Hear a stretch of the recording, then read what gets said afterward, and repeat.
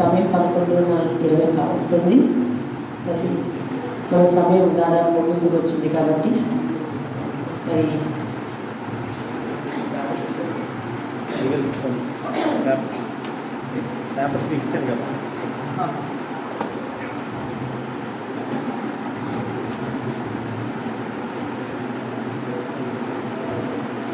ఈ వారం వర్తమానాన్ని వచ్చే వారానికి వాయిదా వేస్తున్నాను. మరి కొద్ది మాటలు చూసి మనం ముగిద్దాం. ఇందాక మీరు కీర్తన భాగం చదివారు. అలాగే యెషయా గ్రంథం 41వ అధ్యాయం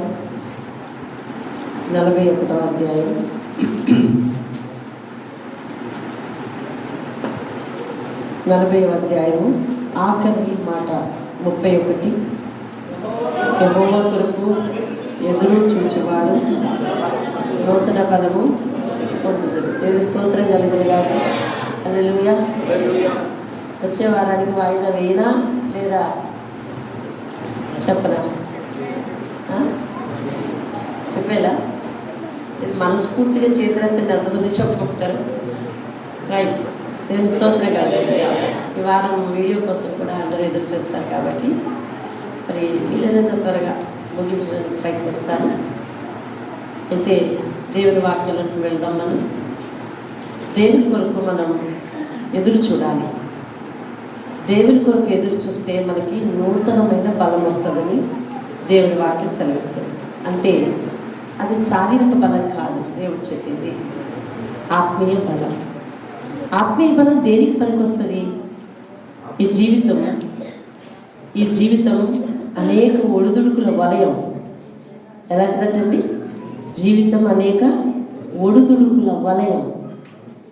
ఈ ఒడిదుడుకుల వలయంలో తట్టుకుని జీవితాన్ని సాగించాలి అని అంటే మనకు బలం అవసరం. దేవుని స్తోత్రం. తట్టుకుని జీవించాలంటే మనకు బలం అవసరం. అది శారీరక బలం కాదు. శారీరకంగా బలవంతుడైన వాడు జీవితాన్ని సక్సెస్ఫుల్గా నడిపిస్తాడని ఎక్కడ లేదు. మరి ఏ బలం కావాలి అని అంటే ఆత్మీయ బలం కావాలి. ఆత్మతో దేవుని దగ్గర నుంచి ఒక శక్తిని పొందుకోవాలి. అంటే ఇది ఎలాగూ పైనుంచి ఏదైనా ఒక ప్రభావం వస్తుందా, లేకపోతే ఒక ఏమైనా అద్భుతం జరుగుతుందా? అలా కాదు. ఆయన మీద నీకున్న ప్రేమ నీ జీవితంలో అనేక కార్యాలను చేసి నిన్ను ఓడిపోనివ్వకుండా బలపరుస్తుంది. అంతే. ఏం విన్నారు? ఆయన మీద నీకున్న ప్రేమ నీ జీవితంలో అనేక కార్యాలను చేసి నిన్ను బలపరుస్తుంది, ఓడిపోనివ్వకుండా. అర్థమైందా? ఎవరు బలవంతులు? ఈ జీవితాన్ని ఒడిదుడుకులు లేకుండా, ఒడిదుడుకులు వస్తున్నా పడి లేచి జీవితాన్ని నడిపించుకుంటున్న వాళ్ళు బలవంతులు. అంతే. మన శారీరకంగా ఎవరు బలవంతులము? చేయెత్తి చూపిస్తే ఎవరైనా ఉన్నారా? సంపూర్ణమైన ఆరోగ్యం కలిగిన వారు లేరు. మరి మనం ఎవరికి మన జీవితానికి బలం ఎందుకు అవసరం? మన జీవితాన్ని సవ్యంగా నడిపించుకోవటానికి. దేవుని స్తోత్రం కలగాలి. ఏది నేను పొందుకోవాలన్నా యెహోవా దయే అని నమ్మాలి. ఆ దయ కొరకు మనం ఎదురు చూడాలి. అలా ఎదురు చూసిన వారు నానాటికి ఎలాంటి బలం పొందుతారంటండి? నూతనమైన బలం. ఎలాంటి బలం పొందుతారు? నూతనమైన బలం పొందుతారంట. దేవుని స్తోత్రం కలగాలి. ఒకసారి నెహెమ్యా గురించి మీకు వర్తమానం చెప్పాను, వినే ఉంటారు. నెహెమ్యా ఒక పని మీద వెళ్ళాలి. ఆ పని మీద వెళ్ళడానికి రాజుగారి దగ్గర పర్మిషన్ అడగాలి. ఆ పర్మిషన్ దొరకాలి అని అంటే ఆయనకి దొరకాలి అని అంటే రాజుగారు అనుమతి ఇవ్వాలి కదా. అనుమతిస్తే ఇతను వెళ్తాడు. ఆ అనుమతి కూడా దేవునికి ఎలా ప్రార్థన చేస్తున్నాడో ఒకసారి నెహెమ్యా గ్రంథం 1వ అధ్యాయం ఆయన చేసిన విలువైన ప్రార్థన ఒకసారి చూడండి. పేజ్ నెంబర్ చెప్పండి, మిగతా వాళ్ళందరూ తీస్తారు. 401లో నెహెమ్యా చేసిన ప్రార్థన 11వ అధ్యాయంలో ఆ 3వ లైన్ చూడండి, 4వ లైన్ చూడండి. ఈ దినమందు చూసారా? వాక్యాన్ని మీ కళ్ళతో చూడండి. ఈ దినమందు నీ దాసుని ఆలోచన సఫలపరిచి ఈ మనుష్యుడు అంటే ఎవరు? రాజు. ఈ మనుష్యుడు నా యందు దయ చూపునట్లు అనుగ్రహించు అని ఎవరిని బతిమాలుకుంటున్నాడండి? ఎవరు దయ చూపాలంట? ఈ మనుష్యుడు, ఆ మనుష్యుడు అంటే అనగా రాజు దయ చూపాలని, అలాగా అనుగ్రహించమని అంటే ఆయన దయ చూపేలాగా అనుగ్రహించమని ఎవరిని కోరుకుంటున్నాడండి? దేవుణ్ణి. ఏం చేస్తున్నాడంటే తెలుసా? బతిమాలుకుంటున్నాడంటే. దేవుని స్తోత్రం. మన జీవితంలో చాలా కార్యాల కొరకు, చాలా పనుల కొరకు మనం ఎదురు చూస్తూ ఉంటాం. మన జీవితంలో అవి అనుగ్రహించబడాలి అని అంటే ఎవరి సెలవు కావాలి అండి? చెప్పాలి. ఎవరి సెలవు కావాలంటే దేవుని సెలవు. తెలిసిన వాడు ఎలా ప్రార్థన చేస్తున్నాడు? తెలిసిన వాడు కాబట్టి ఎలా ప్రార్థన చేస్తున్నాడు? మన జీవితంలో ఏది చేసినా దేవుడే చేయాలి.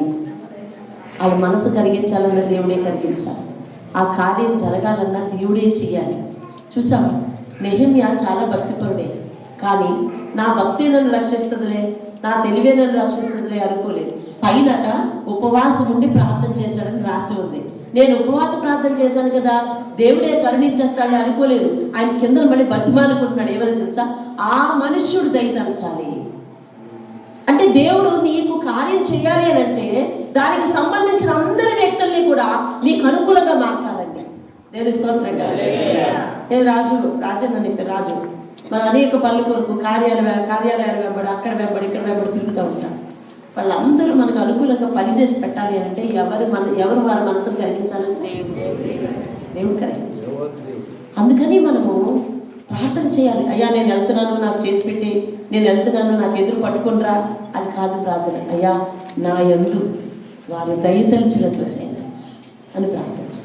నా యందు వారు దయతలిచినట్లు చేయనైనా అని ప్రార్థన చేయాలి. అలా ప్రార్థన చేసే ప్రతి ఒక్కరు కూడా దేవుని కార్యాలన్నా, దేవుని మీద అన్నా, దేవుని సన్నిధన్నా ప్రేమ కలిగి ఉండాలి. నువ్వు ఎక్కడికి వెళ్ళు, నేను అక్కడికే వస్తాను. ఎందుకనంటే ఆశీర్వాదం అంతా దేవుని పరిచర్యలో ఉంది.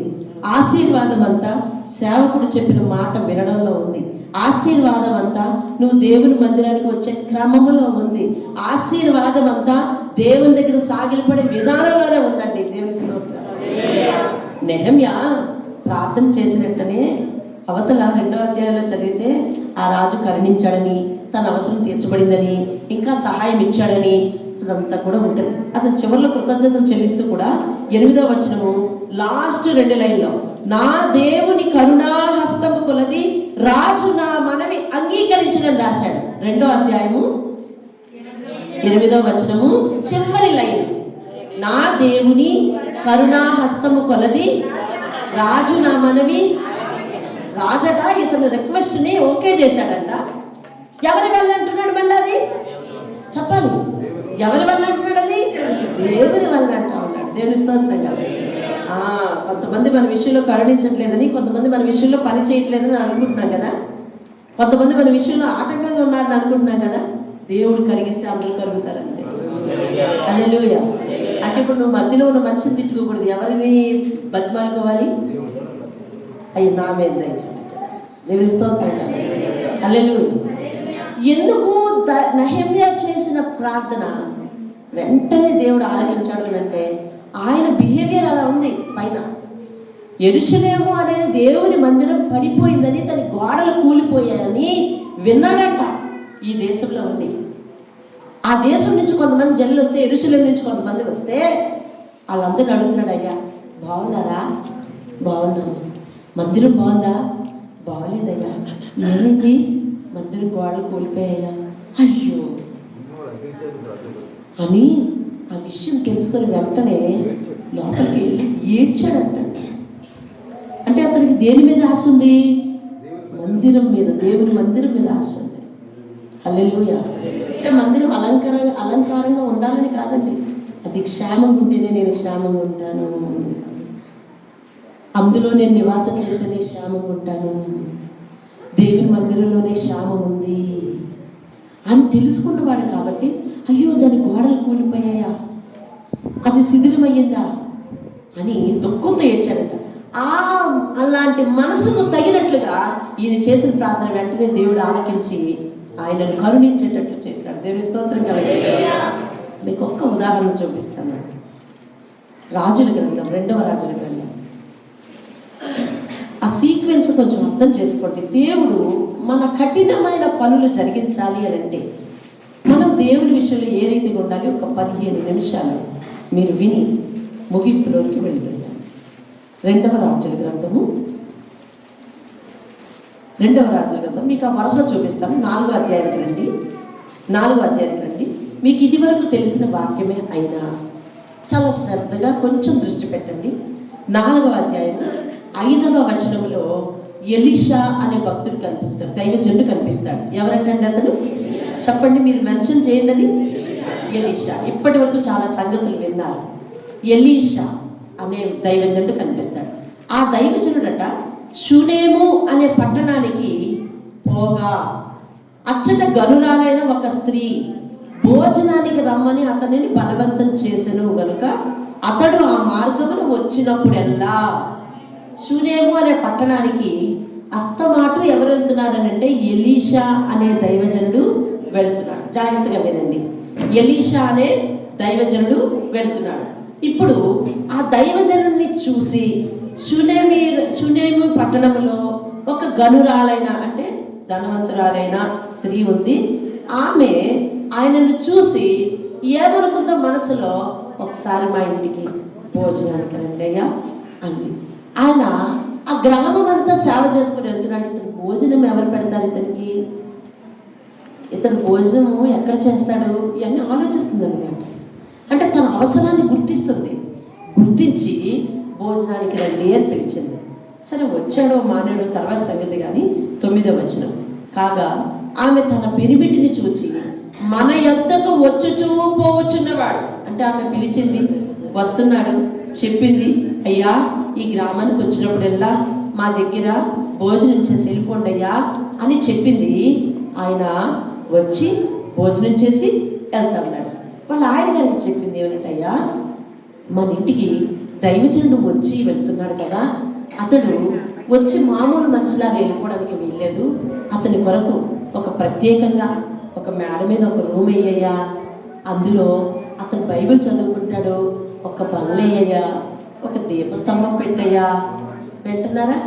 వినని వారు ఎవరైనా ఉంటే దేవుని చేయి చూపించండి. పైన ఒక దీపస్తంభం పెట్టయ్యా, అతను తినటానికి ప్రత్యేకమైన కంచం పెట్టయ్యా, దీపస్తంభం పెట్టయ్యా అన్నీ చెప్పింది. చెప్తే వాళ్ళు ఆయన వెంటనే ఏమన్నాడో తెలుసా? సరే అలాగే చేద్దాం. వాళ్ళిద్దరి మధ్య ఐక్యత చాలా మంచిది. సరే పక్కన పెడదామా, అది వేరే పాఠం నేర్చుకుందాం. వెంటనే వేశారు. ఆయన ఎంతో సంతోషించి అందులో కూర్చుని ఆమె కొరకు ప్రార్థన చేస్తా ఉండి మధ్యలో ఆపి అతని శిష్యుని పిలిచాడు. గెహజీ పిల్లరా అన్నాడు.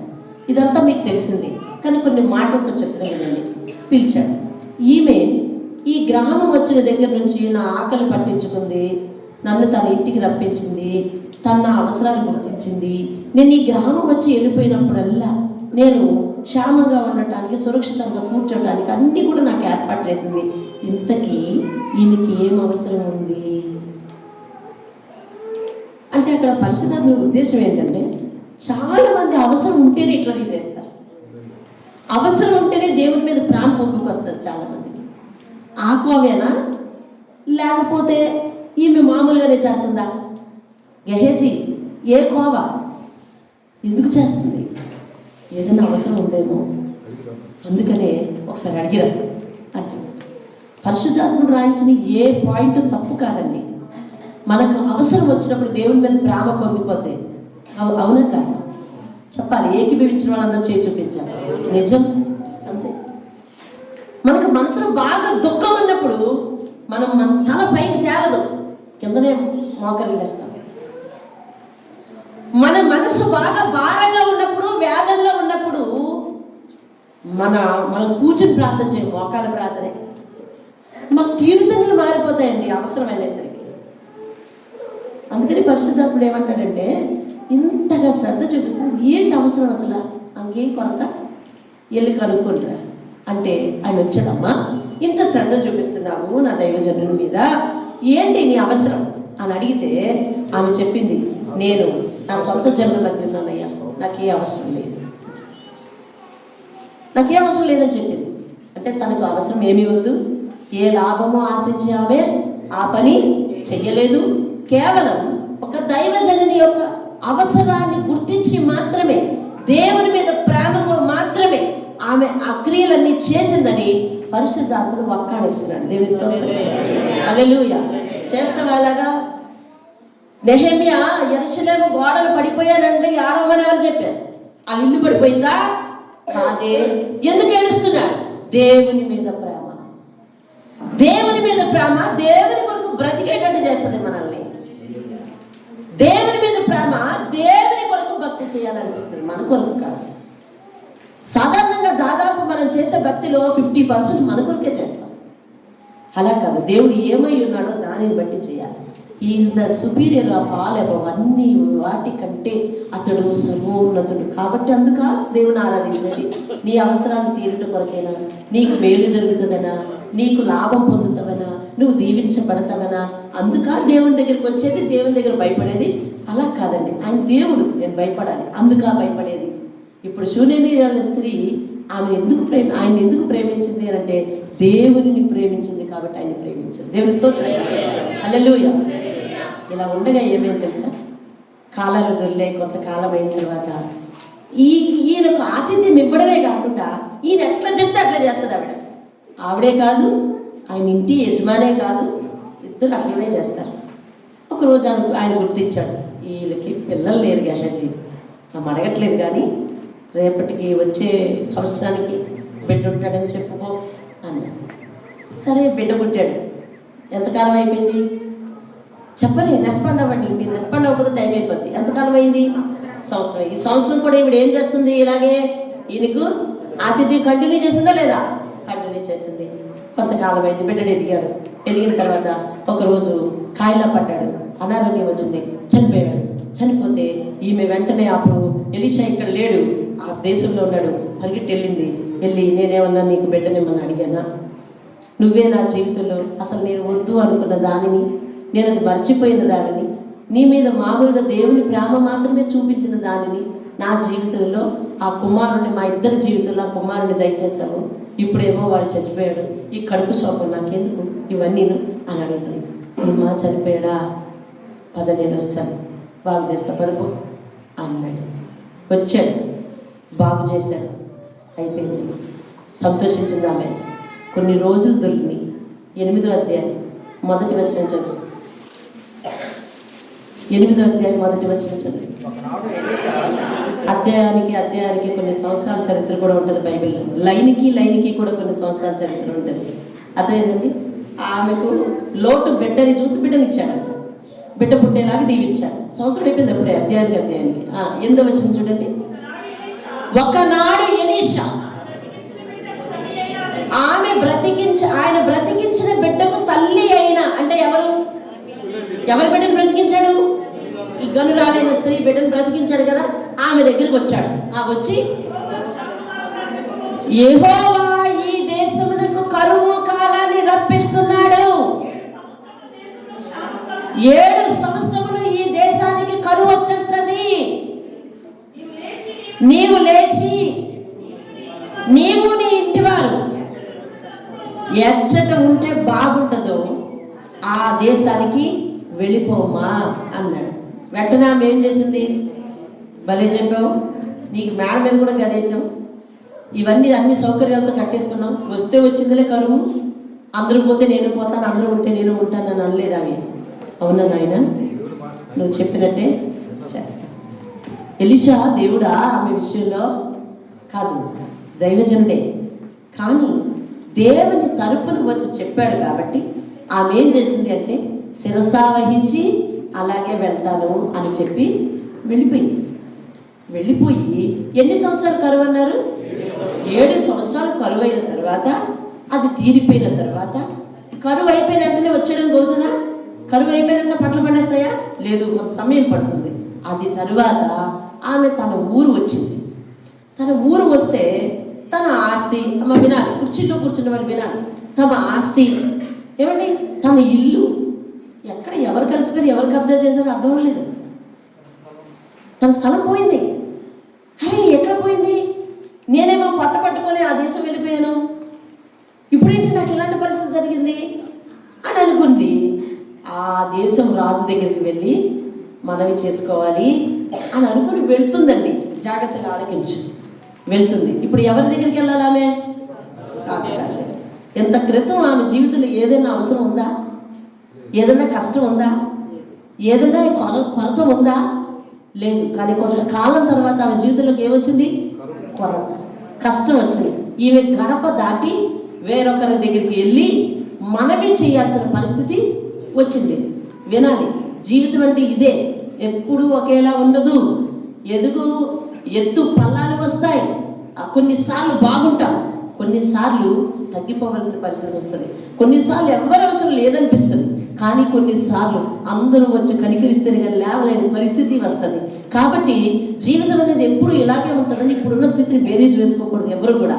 ఆమె మరి ఆ సమయం వచ్చింది, రాజుగారి దగ్గరికి వెళ్ళి నేను ఎలా మాట్లాడాలి, నేను ఏం చేయాలి, ఎలా విన్నవించుకోవాలి అని ఆలోచించుకుంటూ వెళ్తుంది. ఆ రాజుగారి దగ్గర ఈ గెహజీ ఉన్నాడు. ఎవరు గెహజీ? ఎలీషా శిష్యుడు గెహజీ ఉన్నాడు. అక్కడ ఉండి ఆ రాజుగారితో చెప్తున్నాడు అనమాట, ఎలీషా అనే దైవజనుడు చాలా గొప్ప కార్యాలు చేశాడండి, ఎన్నో అద్భుతాలు చేశాడండి. ఒకసారి ఏం జరిగిందో తెలుసా? షూనేం అనే పట్టణానికి మేమిద్దరం వెళ్తున్నామండి. వెళ్తుంటే ఒక స్త్రీ మమ్మల్ని పిలిచిందండి, భోజనం పెట్టిందండి, మేడ మీద గతి కట్టించిందండి, అందులో అన్ని పెట్టిందండి, దైవజనుడు ప్రేమించి అన్నీ చేసిందండి. మా దైవజనుడు ఏం చేశాడంటే ఆమెకేం కొరత కనుక్కోమన్నాడండి. ఆమెకేం కొరత లేదని అనిందండి.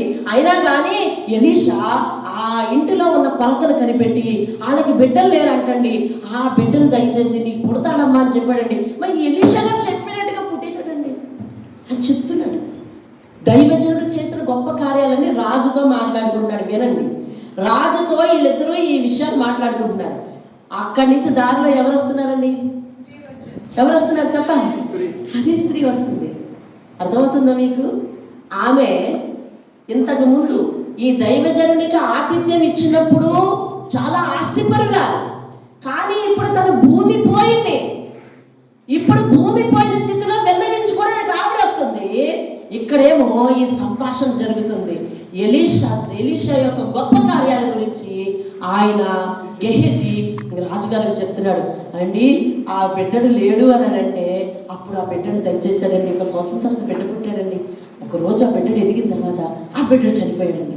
చనిపోయిన తర్వాత ఈవిడ మరలా బండిసుకొని వచ్చిందండి. వచ్చి అడిగిందండి, నేనేమన్నా పుట్టించమన్నాను బాబు, ఎందుకు నాకు ఇదంతా అడిగిందండి. మళ్ళీ వెంటనే వెళ్ళాడండి, చనిపోయిన బిడ్డను బ్రతికించేశాడండి. ఎలీషా గొప్ప దైవజనుడు అండి అంటున్నాడు. ఈ లోపల ప్రవేశించింది. ఎవరు వస్తున్నారో చూడు అన్నాడు రాజు. రాజస్థానంలోకి ఎవరైనా అపరిచితులు వస్తే అడుగుతారా లేదండి? ఎవరు వస్తున్నారో చూడు. ఆమె వస్తుండగా గెహజీ అన్నాడు, రాజుగారు ఇప్పుడు వరకు మీకు చెప్పానే, దైవజనుడు ఒక స్త్రీకి బిడ్డ ఇచ్చాడని, ప్రార్థన చేస్తే ఆమె జీవితంలో బిడ్డ పుట్టాడని, ఆమె బిడ్డడు కొన్నాళ్ళ తర్వాత చనిపోయాడని, చనిపోతే మా దైవజనుడు మరలా ఏంటి బ్రతికించాడని చెప్పానే. ఆ దైవజనుడికి ఆతిథ్యం ఇచ్చి కొన్ని సంవత్సరాలు ఆయన అవసరాలను తీర్చి ఆతిథ్యం ఇచ్చింది ఆమె. ఆయన ఆకలి కనిపెట్టింది, ఆయన సదుపాయాన్ని కనిపెట్టింది, అవన్నీ సేవ చేసింది అన్నానే. ఇదిగోనండి ఈవిడే అని చెప్పి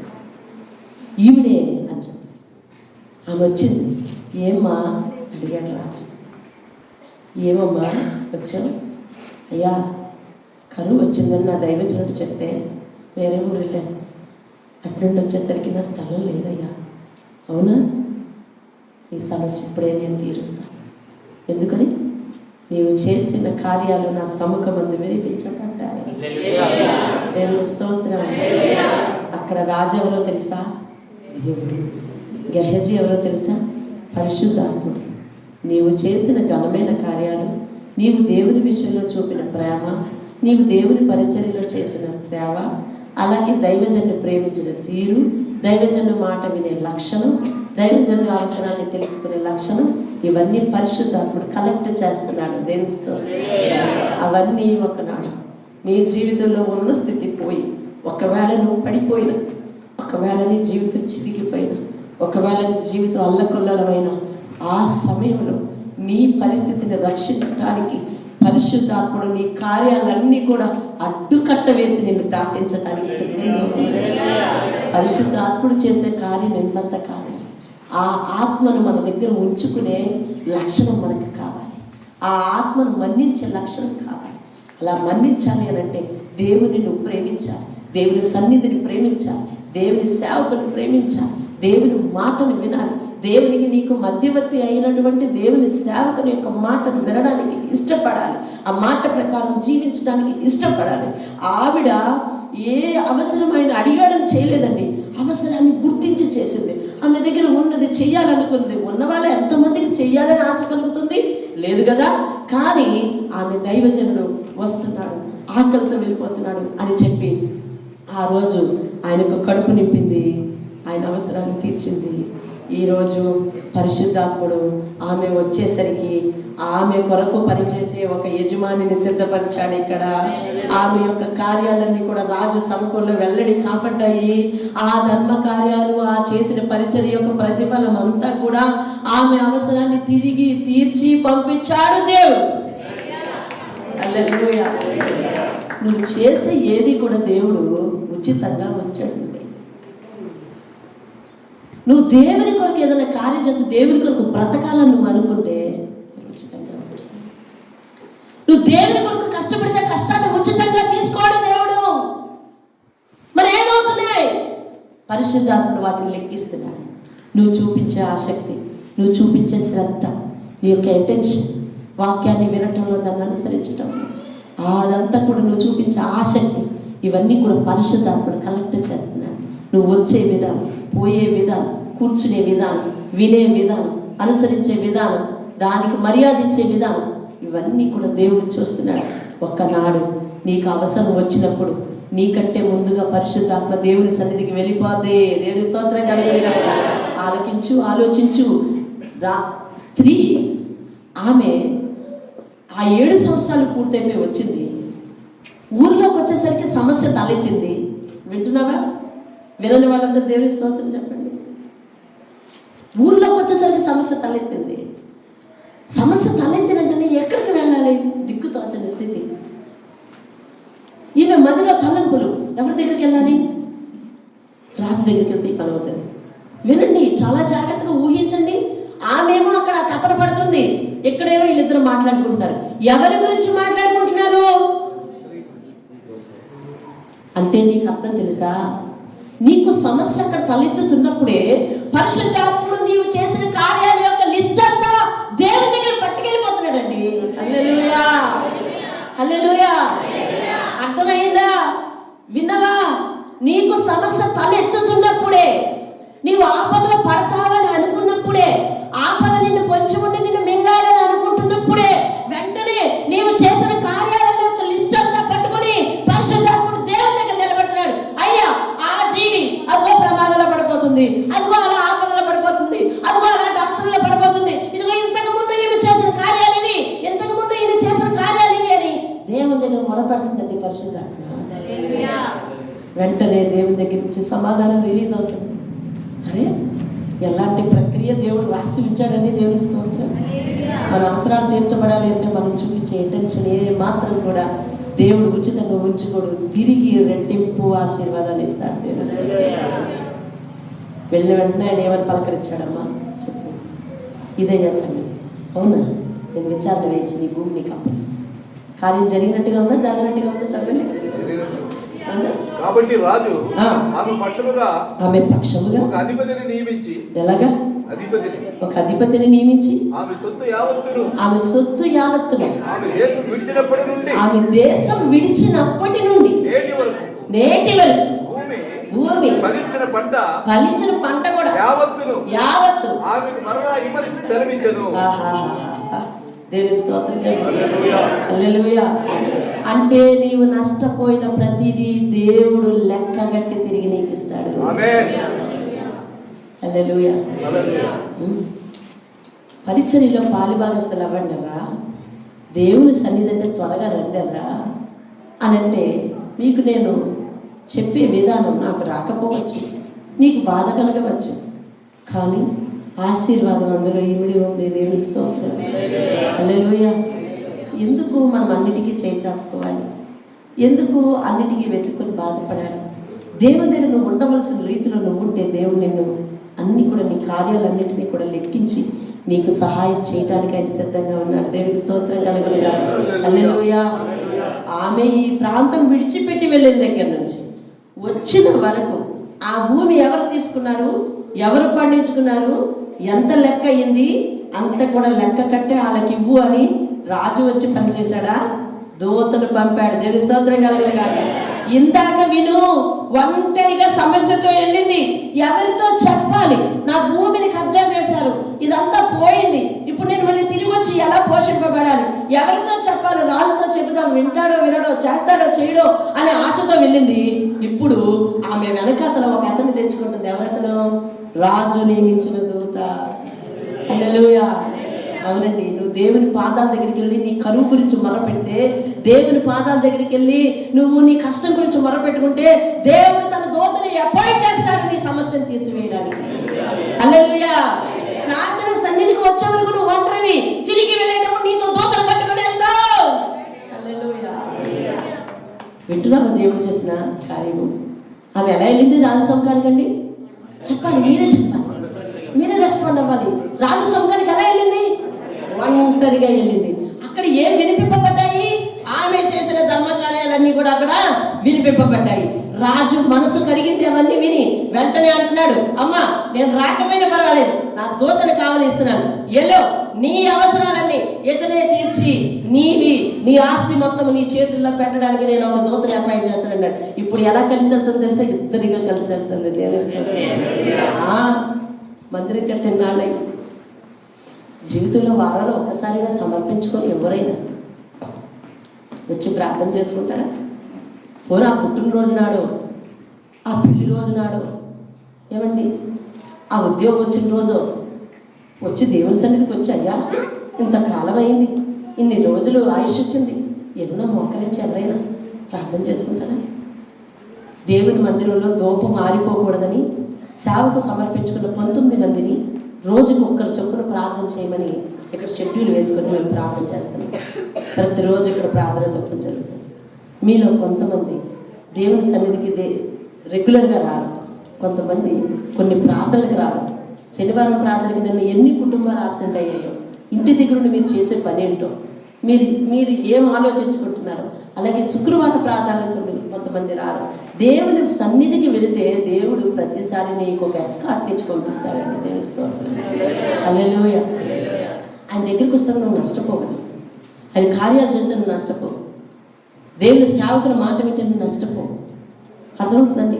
ఆయన సముఖం దగ్గర మోకరిస్తే నువ్వు నష్టపోవు. ఆయన దగ్గరికి వెళ్ళి విన్నవించుకుంటే నువ్వు నష్టపోవు. ఆయన దగ్గరికి వెళితే నీకు దూతను కావలిస్తాడండి. దేవుని స్తోత్రం. హల్లెలూయా. ఆయన దగ్గరికి వెళ్తే మనకి ఎవరైనా కావలిస్తారండి? దూతను కావాలి. మరొక విషయం చెప్పి నేను ముగిస్తాను.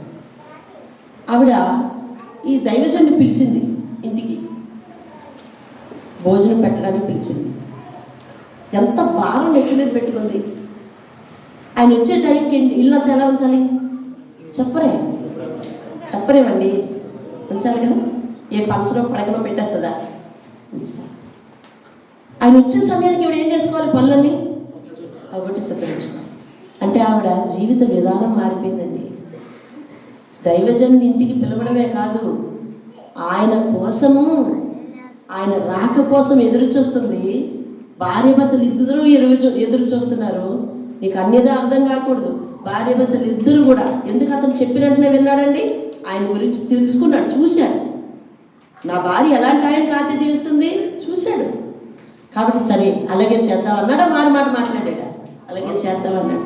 చెప్పిన వెంటనే ఒక ఆడావిడ ఒక మగవాడి విషయంలో రిక్వెజిషన్ పెడితే ఒక మగవాడు ఎలా ఒప్పుకున్నాడు తెలుసా? చూశాడు అన్నీ కూడా. తన భార్య నమ్మకం, తన భార్య ఏది చేసినా ఖచ్చితంగా చేస్తుందనే నమ్మకం, వారిద్దరి మధ్య ప్రేమానురాగాలు, వారిద్దరి మధ్య ఐక్యత, వారిద్దరి మధ్య కలిసి భక్తి చేసే విధానం, కలిసి సమర్పించుకునే విధానం, అర్థమైందండి? ఇవన్నీ కలిపి అలా చేశాయి. ఆయన వచ్చేసరికి ఇవి టైం టేబుల్ ఏమైపోతుందండి? మారిపోతుంది. ఆయన వచ్చేసరికి ఇవి టైం టేబుల్ మారిపోతుంది. పైన గది కట్టించారు, అక్కడ ఉన్నాడు. ఇంతకుముందు అయితే భోజనం చేసి వెళ్ళిపోయాడండి. వినాలి, మీరే చెప్పాలి. వచ్చి భోజనం చేసి వెళ్ళిపోయేవాడు. ఎలాగా? ఒక గంట ఓపిక పడితే ఆయన వచ్చి వెళ్ళిపోతాడు. తర్వాత మన ఇష్టం వచ్చినట్టుగా ఉండొచ్చు. ఇప్పుడు ఏకంగా వచ్చి ఎక్కడ ఉంటాడండి? ఎవరైనా వచ్చి మన ఇంట్లో ఉంటే మన ప్రవర్తన తెలారితో చెప్పండి. టైట్గా ఉంటుంది కదా కొంచెం. వాళ్ళు వెళ్ళని సంగతి చెప్తాను అంటూ ఉంటాం. అవునా? ఎవరితో ఎవరితో ఎవరితో పిల్లలతో నాకు కాదు కాదు. వాళ్ళు వెళ్ళని, వాళ్ళు వెళ్ళలేక ఉంటుంది నీకు అంటూ ఉంటాం. ఎందుకంటే ఉన్నప్పుడు కొన్ని చేయడానికి కుదరదు, అంత టైట్. ఆవిడ లేపమ్మ కమల గారు. ఇప్పుడు ఏం చేస్తున్నానంటే ఈయనని మేడ మీద గది పెట్టి ఆయనకు నచ్చినట్టుగా ఆయన దగ్గర ఏ విధమైన రిమార్కు రాకుండా ఆమె చూపించే భక్తి విధానం అంతా కూడా ఇంట్లో ఆత్మీయ పరిస్థితి మార్చేసుకుందండి. దేవుని స్తోత్రం. హల్లెలూయా. పిలిచిందా ఈమె? ఆయన వచ్చాడా? ఈమె పిలిచి ఈమె తన జీవితాన్ని మార్చుకొని, ఈమె తన టైం టేబుల్ మార్చుకొని, ఈమె తనకు వారికి ఇష్టమైనట్టుగా, వారికి అనుకూలమైనట్టుగా భక్తి జీవితాన్ని చూపించిందండి. దేవుని స్తోత్రం కలగదు. ఎంతమంది కోరుండి దైవజనుడు మన ఇంటికి రావాలని కోరుకుంటారు? ఎంతమంది వారు చెప్పిన మాట ప్రకారం చేస్తే బాగుంటుందని కోరుకుంటారు? దేవుని వాక్యం వారి ద్వారా వింటున్నాం కాబట్టి, మనం దేవుని మాటనే వింటున్నాం కాబట్టి వారు చెప్పినట్టుగా ఉండాలని ఎంతమంది అనుకుంటారు? చెప్పండి. చెప్పిన మాట వినటంలో ఏముందో తెలుసా? ఆశీర్వాదం ఉంది. దేవుని స్తోత్రం కలగదు. కొంతకాలం అయిన తర్వాత, అమ్మ కరువు వస్తుంది, నువ్వు ఈ ప్రాంతం ఖాళీ చేసి వెళ్ళాలిరా, బయటికి వెళ్ళాలిరా, 7 సంవత్సరాలు బయట ఉండి రారా అని అంటే, అలాగేనయ్యా నువ్వు చెప్పినట్టే చేస్తాను అంది. దేవుని స్తోత్రం కలుగునుగా. చూసావా? ఆవిడికి ఏ అవసరం ఆశించే ఆవిడ దేవుడు దైవజనుడు ప్రేమించలేదు, ఏ అవసరం ఆశించి ఆతిథ్యం చేయలేదు. ఆ అవసరం తీరిన తరువాత కూడా దైవజనుడు మాట వినాలని తీర్మానం చేసుకుంది. ఎంత గొప్ప భక్తి చూడండి. ఈరోజు ఆమె చేసే భక్తితో నీ భక్తి విధానాన్ని బేరీజు వేసుకో. ఇందాక స్తుతి వాక్యంలో దావీదు యొక్క భక్తి విధానంతో నీ జీవితాన్ని బేరీజు వేసుకున్నావు. నీ లోపం ఏంటో నీకు తెలుస్తుంది. అలాగే ఈ శూన్యమీర్యాలైన పట్టణస్తురాలైన గనురాలైన స్త్రీ తన భర్త, వారిద్దరు భార్య భర్తలు చేసే భక్తి చూడు, నువ్వు చేసే భక్తి చూడు. ఈ రెండు బేరీజు వేసుకో. తన జీవితంలో ఒకానొక సమయంలో కరువు వస్తుంది, ఒకానొక సమయంలో నేను వేరే ప్రాంతం వెళ్ళిపోవాలి, ఆ సమయంలో నా భూమి కబ్జా కాబడుతుంది అని ఆమెకు తెలుసా? చెప్పాలి, రెస్పెండ్ అవ్వండి, నేను ముగిస్తాను. తెలుసా? అంటే ఈరోజు నీవు చూపించే అటెన్షన్, ఈరోజు నువ్వు చూపించే శ్రద్ధ, ఈరోజు నువ్వు చేసుకున్న సమర్పణ, ఈరోజు నువ్వు చేసే భక్తి రానున్న రోజుల్లో పొంచి ఉన్న ఆపద, కలిగే నష్టానికి కావలే ఉంటుందండి. హల్లెలూయా. రానున్న కాలంలో నీకు ఎటువంటి శ్రమ రాబోతుందో, ఎటువంటి ఆపద రాబోతుందో దానికి కావలి ఉంటుంది నువ్వు ఈరోజు చేసే భక్తి. కష్టమైన నష్టమైన దేవుని సన్నిధికి వచ్చి పడిపోండి ఎందుకు నేను మనవి చేసుకునే, ఎందుకు నేను బతిమాలుకుండే, ఎందుకు మిమ్మల్ని ఏమంటారు దాన్ని ఒక రకంగా బలవంతం చేసేది దేనికి? ఈరోజు నువ్వు చేసేదే రానున్న రోజుల్లో నీకు కాపలా, నీకు కావాలి. అంటే ఆ నష్టం వచ్చే నాటికి నష్టంలో కూరుకుపోయాలని బాధపడుతున్న స్థితిలోనే నీ బాధను, నీ ప్రార్థనను చూసి పరిశుద్ధాత్మ అక్కడ నీ చట్టాలు రెడీ చేసేస్తున్నాడు దేవుని దగ్గర. హల్లెలూయా. పలానా విశ్వాసయ్యా, పలానా నీ బిడ్డ శ్రమలో పడిపోయింది, నువ్వు విడిపించాలి. ఇదిగో అంతకుముందు ఈయన చేసిన కార్యాలవి, ఇదిగో అంతకుముందు ఈయన చూపించిన శ్రద్ధ ఇది, ఆయన చేసిన పరిచర్య ఇది, ఇదిగో అయ్యా దేవా చదువుకో అని చెప్పేసి ఆ లిస్టు పట్టుకుని వెళ్ళిపోతుంది. ఆ లిస్టు అంతా రాజు చదివేస్తున్నాడు. రాజుని ఎవరు? మన దేవుడు చదివేస్తున్నాడు. చదివేసి వెంటనే ఒక దూతను అపాయింట్ చేస్తున్నాడు. దేవుని స్తోత్రం కదా. కొన్నేళ్ళతో దేవుడు మాట్లాడుతున్నాడు, నీ ధర్మ కార్యాలు, నీ ప్రార్థనలు దేవుని సన్నిధికి చేరాయి. దేవుని స్తోత్రం కదా. ప్రార్థన దేవుని సన్నిధి చేరిందంట. ఆమె బాధపడుతూ వెళ్తుంది ఆయన దగ్గరికి. వెంటనే అక్కడ చిట్టా రెడీ అయిపోయింది. ఆ రాజు ఎవరో తెలుసా? దేవుడే. ఆ వినిపించే కార్యాలు వినిపించే గహజ ఎవరో తెలుసా? పరిశుద్ధాత్ముడు. అర్థమవుతుందా? మన జీవితంలో సమస్య తలెత్తినప్పుడే ఇక్కడ దేవుని దగ్గర, పరిశుద్ధాత్మ దగ్గర చర్చ మొదలైపోతుందని నమ్మో. దేవుని స్తోత్రం కలుగును గాక. నీ జీవితంలో సమస్య తల ఎత్తుతున్నప్పుడే అక్కడ చర్చ మొదలవుతుంది దేవుని దగ్గర. పరిశుద్ధాత్మ నీ తరపున విన్నపాలు పట్టుకెళ్ళిపోతున్నాడు. నువ్వు దేవుని సన్నిధికి వచ్చి మోకరించక ముందే నీవు చేసిన కార్యాలన్నీ కూడా దేవుని సముఖానికి చేరిపోతున్నాయి. ధైర్యంగా ఉండు. దేవుని స్తోత్రం కలుగును. జీవితానికి కావలసిన బలం ఇదండి. ఇటువంటి బలం కోసమే మనం దేవుని కొరకు బ్రతకాలి. ఇటువంటి బలం కోసమే మనం దేవుని దగ్గర మోకరించాలి. దేవుని స్తోత్రం కలుగును. ఆదిలో ఏమని మొదలుపెట్టాం? ఆయన కొరకు ఎదురు చూసే ఆయన కొరకు బ్రతికే వారికి నూతన బలం వస్తుంది అన్నాం. దేవుని స్తోత్రం కలుగును. ఇవికి వచ్చిందా లేదా నూతన బలం? ఇవికి వచ్చిందా లేదా? ఇప్పుడు గ్రామంలోకి వెళ్తుంది. ఎలా వెళ్తుందో తెలుసా? ఒక సింహం వలె వెళ్తుంది. దేవుని స్తోత్రం కలుగును. రాజు బిడ్డ వలె వెళ్తుంది. ఎందుకంటే వెనకతలో ఉన్న ఎస్కార్ట్ ఎవరు? రాజు నియమించిన దూత ఉంది వెనకతలో. జాగ్రత్తలా. అందుకనే ఆయన చెప్పిన మాట, నీ పాదములకు రాయి తగలకుండా దూతలు చేతులతో ఎత్తుకుంటారని చెప్పాడు. దేవుని స్తోత్రం కలుగుతాయి. నీ ఇంటిలో పరిశుద్ధాత్మని ప్రార్థన, నీ ఇంటిలో నీ పరిచర్య విధానం, నీ ఇంటిలో నీ సమర్పణ విధానం నీ ఇంటి నుంచి బయటికి వెళ్తా ఉంటే, ఇదిగో వీధిలో తిరుగుతున్న దురాత్మలు ఉంటాయే బాబాయ్, ఇది ఇల్లు మన ఇల్లు కాదని నీ ఇంటిలో నీకు చొరబడకుండా ఉంటాయండి. హల్లెలూయా. ఇది మన ఇల్లు కాదని ఇంటిలోకి చొరబడకుండా ఉంటాయండి. పరిశుద్ధాత్మని నిలవ ఉంచుకునే పద్ధతి నీలో ఉండాలండి.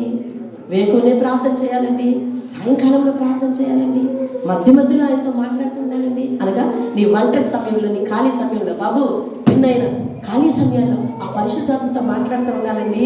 ఆయనతో అన్యోన్య సంబంధం పెట్టుకుంటూ ఉండాలండి. అప్పుడు ఆ దేవుడు నీ ప్రతి కార్యాన్ని కూడా దేవుడి దగ్గరికి పట్టుకెళ్ళిపోతూ ఉంటాడండి. ఆ పరిశుద్ధాత్ముడు ఎక్కడ ఉంటాడో తెలుసా? నీతో పాటే ఉంటాడండి, నీ ఇంటిలో ఉంటాడండి. అందుకనే దేవుడు తన పరిచర్యలోకి నేను వచ్చిన తర్వాత ఆయన నాకు నేర్పిన ప్రార్థన ఏంటంటే, ప్రభువా ఈ ఇంటిలో నలుగురితో కూడా నువ్వు కూడా ఉండను. ఆయన ఎవరిని మనకు కావలి ఉంచుతున్నాడండి? ఎవరిని మనకు కావలి ఉంచుతున్నాడు? పరిశుద్ధాత్మని కావలి ఉంచుతున్నాడు. దేవుని స్తోత్రం కదా. ఈ పరిశుద్ధాత్ముడు చేసే పని ఏంటో తెలుసా? నీ హృదయాన్ని శుద్ధి చేస్తాడు, నీ పరిస్థితి శుద్ధి చేస్తాడు, నీతో స్నేహం చేస్తాడు, నీ మనవులు ఆలకిస్తాడు, నీ మనవులు, నీ కార్యాలు, నీ పరిస్థితులు, నీ మార్పు, నీ మార్పు చెందిన మనస్సందరినీ కూడా ఒక లిస్టు రాసుకుంటాడు, దేవుడి దగ్గర పట్టుకెళ్తాడు. ఆపద సమయంలో నీకు అడ్డుకట్టగా వేస్తాడండి పరిశుద్ధాత్ముడు. హల్లెలూయా. ఇంకా పరిశుద్ధాత్ముడు చేసే అనేక కార్యాలు వచ్చేవారు కొనసాగిద్దాం. ప్రార్థన చేస్తున్నాను, మోకరించండి.